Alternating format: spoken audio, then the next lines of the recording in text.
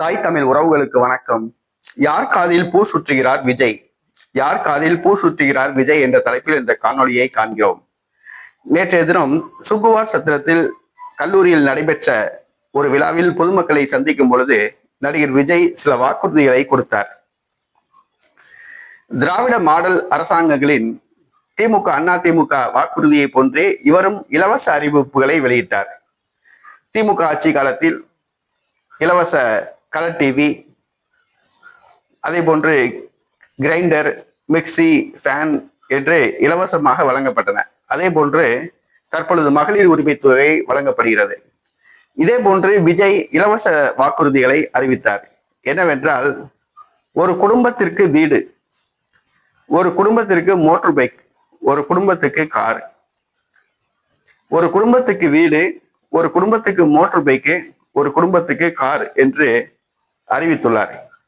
இந்த வாக்குறுதிகளை எல்லாம் நம்புகிற மாதிரியா உள்ளது. ஒரு குடும்பத்துக்கு வீடு அப்படின்னு சொன்னோம்னா ஒரு குடும்பத்துக்கு 10 லட்சம் ரூபாயாவது வேணும் வீடு கட்டுறதுக்கு இன்னைக்குள்ள சூழ்நிலையில.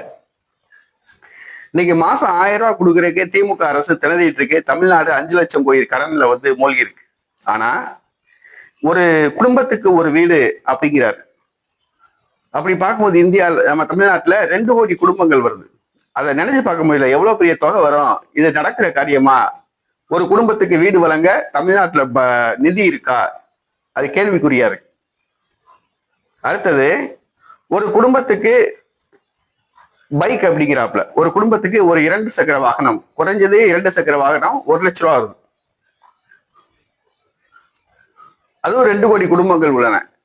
இது நடக்கிற காரியமா? ஒரு குடும்பத்துக்கு கார் அப்படிங்கிறாப்புல. ஒரு குடும்பத்துக்கு கார்னா இன்னைக்கு நல்ல கார் ஒரு 20 லட்சம் ரூபா ஆகும்.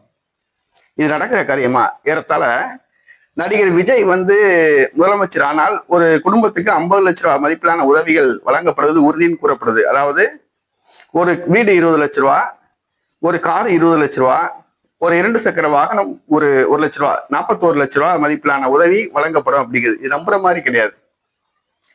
மாசம் 1000 ரூபாய் கொடுக்கறதுக்கே இன்னைக்கு திராவிட மாடல் அரசு திணறிட்டு இருக்கு. 5 லட்சம் கோடி உலக வங்கியில கடன் வச்சிருக்கு.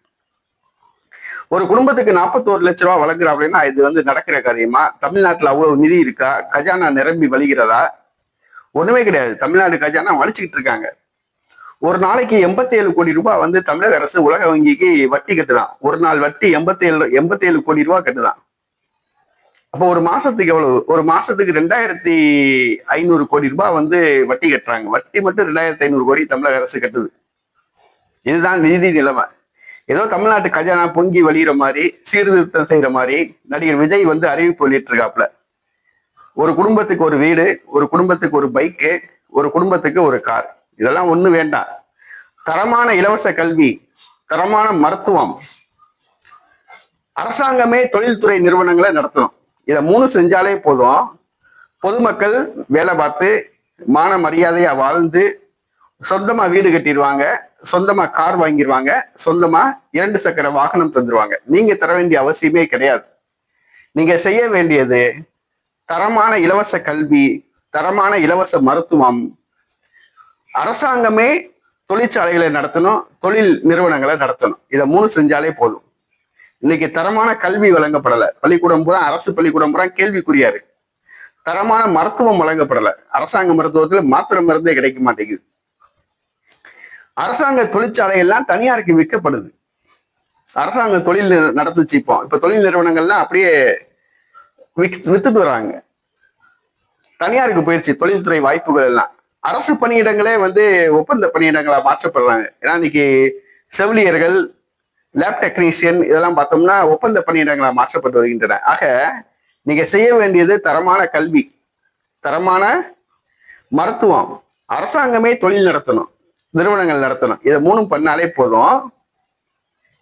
பொதுமக்கள் மான மரியாதை அவங்க சொந்தமா சம்பாதிச்சு கார் வாங்கிடுவாங்க, வீடு வாங்கிடுவாங்க, 2 சக்கரம் வாகனம் வாங்கிடுவாங்க. ஆனா நடிகர் விஜய் ஒரு இலவச வீடு வழங்க போறேன், இலவசமா கார் வழங்க போறேன், இலவசமா 2 சக்கர வாகனம் வழங்க போறேன் அப்படின்னு சொல்றது யார் காதுல பூ சுத்துறாப்புலன்னு தெரியல.